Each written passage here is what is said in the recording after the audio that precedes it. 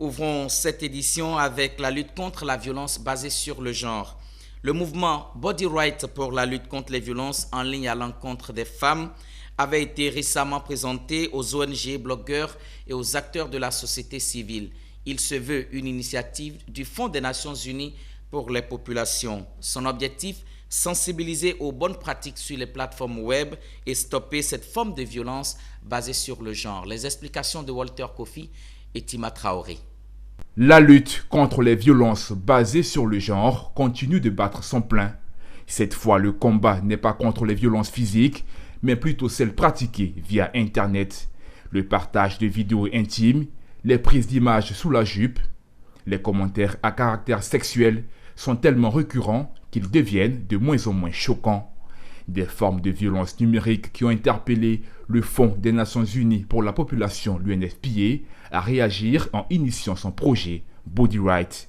À l'instar du copyright qui défend le droit exclusif des auteurs sur son œuvre, le Body Right se penche sur la protection du corps humain en ligne.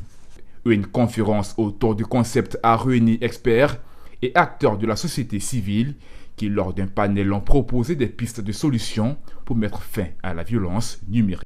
C'est pour ça que nous avons lancé cette campagne depuis l'année passée, durant les 16 jours d'activisme, pour, je dirais d'abord, sensibiliser les personnes pour dire, même dans le monde virtuel, mon corps continue de m'appartenir.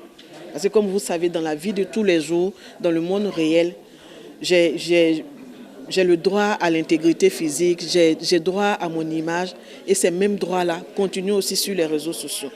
Donc c'est pour attirer l'attention des décideurs sur cette question. Malheureusement, ces droits sur les réseaux sociaux, à mon image personnelle, à mon corps, n'est pas souvent reconnu. Vous savez aujourd'hui que les livres, les chansons sont protégés par des droits d'auteur. Mais malheureusement, nos images, l'image de notre corps sur les réseaux sociaux ne bénéficient pas de cette même protection-là. Donc, c'est la raison pour laquelle on lance cette campagne-là, pour demander que nos corps soient respectés dans le monde virtuel.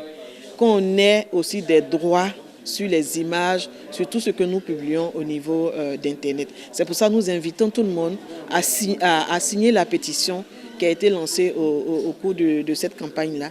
La rencontre a été l'occasion de présenter des programmes auxquels le Fonds des Nations Unies pour la population, l'UNFPA, s'engage, notamment le projet de défense des droits des jeunes filles, Suède, et un projet destiné à la promotion du droit à l'éducation inclusive et au maintien des jeunes filles à l'école.